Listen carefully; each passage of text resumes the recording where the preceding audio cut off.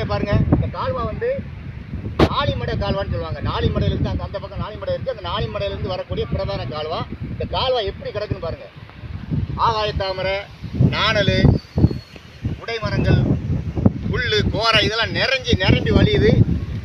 இது என்ன பிரச்சனைனா, இந்த பக்கம் ஒரு 800 ஏக்கர் விவசாயம் பண்ணக்கூடிய ஒரு பகுதி. இந்த பகுதியில் இந்த தண்ணீர் போய் சீராக நினைக்க மாட்டேங்குது, சேர மாட்டேங்குது. வயல்வெளிக்கு வயக்காடுகளுக்கு தண்ணீர் வந்து சீராக போகுமாத ஒரு பிரச்சனை. விவசாயத்தை பண்ண முடியல. ஆகவே இந்த பகுதியினுடைய இந்த நாளிமடை பாசனுடைய பகுதியினுடைய இந்த விசாரணத்துக்கு இந்த தலைவராக இருக்கக்கூடிய திருவாளர் ரவி அவர் வந்திருக்காங்க. இப்போ பேசுவாங்க சில கருத்து. தூத்துக்குடி மாவட்டம் பெருங்குளம் கிராமத்தில் நான் விவசாயம் பண்ணியிருக்கேன். இந்த பெருங்குளம் மடைக்கு வந்து நாளிமடைக்கு தலைவராக நான் இருக்கிறேன், பொறுப்பாக இருக்கிறேன்.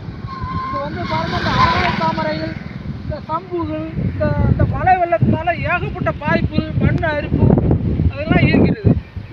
அந்த மண் அரிப்புனால ஏகப்பட்ட நிலங்கள் வந்து பாதிப்பு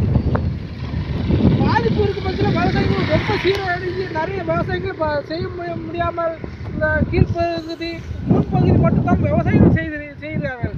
அதனால அந்த போகிற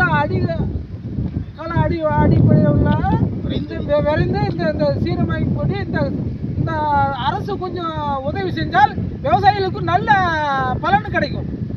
இந்த பலன் வந்து இது விவசாயிகளுக்கு எவ்வளோ தான் நாங்கள் விவசாயம் பண்ணாலும் ஒரு லாபம் எதுவுமே கிடையாது.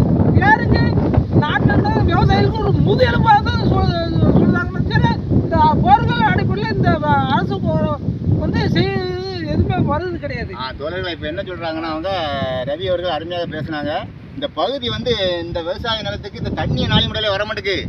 ரெண்டாவது இந்த பாசன பகுதி மலடாகி போச்சு. எதுக்குன்னா, கடந்த ஆண்டு ஏற்பட்ட அந்த வெள்ள சேதாரத்தில் வந்து அந்த மணல்கள்லாம் அந்த வயக்காட்டில் வந்து விழுந்ததுனால அந்த மணல்கள் வந்து மணல் பரப்பாயிட்டு, கரிசல் மண் பூமியாக இந்த இடம் வந்து மணல் பரப்பாக இருக்குது. அதையும் அப்புறப்படுத்தி ஒரு விவசாயத்துக்கு உகந்த இடமாக இந்த நாளிமடை பாசனத்தை உருவாக்கி தரணும் அப்படிங்கிற கோரிக்கையை ஆணித்தரமாக வச்சுருக்காங்க. இதை வந்து நாங்கள் உடனடியாக நீரியல் துறை அமைச்சர் அவர்களுக்கும் இந்த திருவண்ணாமலை தொகுதி சட்டமன்ற உறுப்பினர் திருவாளர் ஊர்வசி அமிர்தராஜ் அவர்களுக்கும், குறிப்பாக தூத்துக்குடி மாவட்ட கலெக்டர் அவர்களுக்கும், இன்னொரு குறிப்பாக நாங்கள் சொல்ல வேண்டிய விஷயம், மாண்புமிகு முதல்வர் டாக்டர் ஐயா ஸ்டாலின் அவர்களுக்கும் இந்த கோரிக்கை வைக்கும். இந்த மழை காலம் வருவதற்குள்ள இந்த நாளிமடை கால்வாய் பாசனத்தை சீரமைச்சு தரணுங்கிறது எங்களுடைய கோரிக்கை. அரசியல் பிழைக்காக சமூக ஆர்வலர் சண்முகராஜன்.